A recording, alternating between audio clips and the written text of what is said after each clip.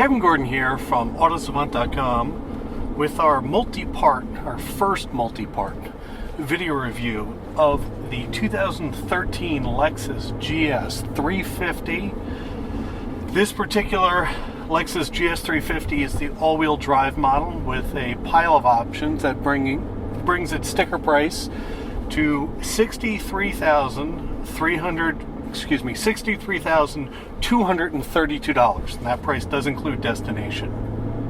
So the modern luxury sedan, the modern luxury mid-size sedan has become so full of content that instead of trying to make this some 25-minute review to cover all the pieces, I figured we could split it up into three sections. One is a quick introduction and an overview of some of the design aspects of the car.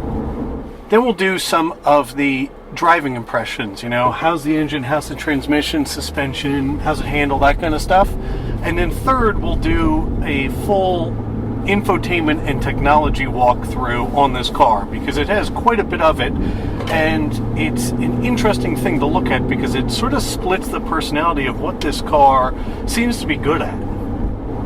So this Lexus at $63,000, it's actually got a lot of cars to compete with. The Infiniti M, the BMW 5 Series, the Mercedes E-Class, the Audi A6, and the Jaguar XF that our own Kevin Miller just reviewed for the site. With that being said, it's a crowded space for how many people can afford a $60,000 car. And in this model, Lexus has done a lot to improve the last generation of the GS. In a lot of ways, they've been very successful. There are still some things that aren't quite perfect yet, and we'll walk through all those. So as we walk through some of the pictures of the outside of the car, the exterior design of this in the non-F Sport model. So this car is split into two real groups, even though there's rear-wheel drive normal, rear-wheel all-wheel drive, and then F Sport. The outside design of this car in the non-F Sport version isn't really super exciting. The front end's a little bit bolder than anything's been from Lexus in the past, but the rear, I have to be honest, from the back, and the reason why, if you look at Lexus's website, I have to assume you rarely ever see a picture of this car from behind, is it looks a lot like a Camry from the rear quarter angle. All the pictures you'll see this car from the front quarter, and it is its best view.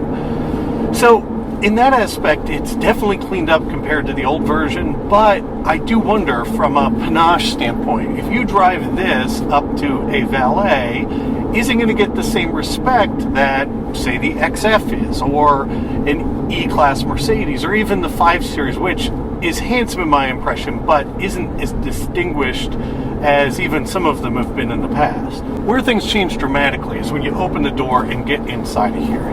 The inside of this car is handsome, to say the least. It's got all the now sort of common French stitching on the dash, and the leather that's up here is as nice as anything is, say, for example, in the seats of our long-term test truck.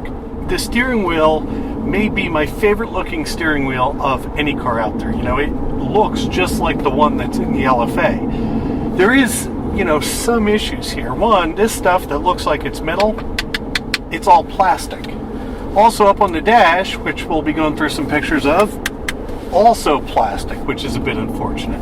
The wood appears to be real, this stuff appears to be real, but what you touch feels good, This door rest has a nice swale to it where you put your arm. That all's good. Then, on to my favorite feature, these seats. So this car, with the luxury package, you get 18-way adjustable seats, and it might be the most comfortable seat that I've ever spent time in. There's one issue with it, which is when you sit in the car, the bottom feels enormously hard, which unfortunately leads to a less than refined sort of initial first impression. But once you're in here, this thing, it's got inflatable side bolsters, inflatable, thigh support.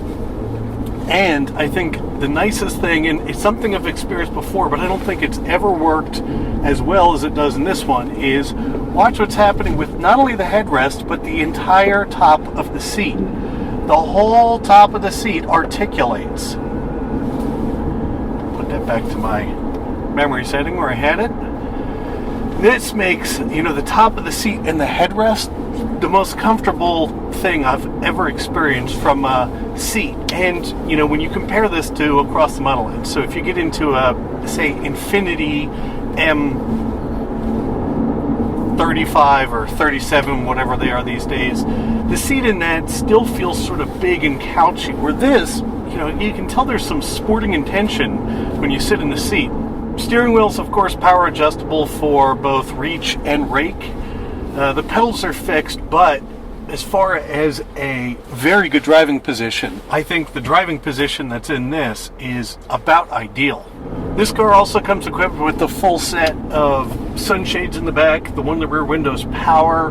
You can just tell there's definite attention to detail here. One of those things that you never notice unless you really spend some significant time with the car is the fact that, in the transmission tunnel area where your right leg is down by the gas pedal, the transmission in a rear-wheel drive car typically intrudes somewhat into the space. But in this, they've put actually a little indent in there that your right side of your calf sits on, and it actually becomes a really nice sort of support for sporting driving. I don't think those things in a Lexus happen by accident. Other interior touches in here. The rear seats are very nice. This particular one with the luxury package that it has, and I'll run through that set of options, the full list of options in the third part of this when we talk about technology. It's got rear seat controls for the climate back there. The rear seats are good. I've had 2 car seats in the back of it, which were for the seats that are back there, pretty easy to install and live with.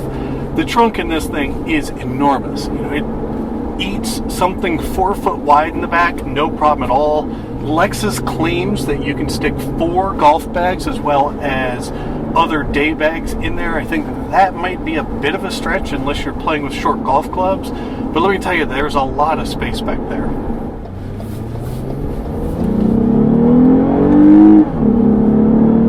So, as I said, this thing from interior quality's perspective, it's missing on a couple of little pieces. It'd be nice if this stuff was real metal and real metal here instead of being plastic. But most of the things that you touch do feel luxurious and high quality. They do feel special. So stay tuned. I'll be back with part 2, the sort of performance and driving impressions of this, tomorrow. And as usual, I'm Kevin Gordon from AutoSavant.com, and I look forward to talking to you guys soon.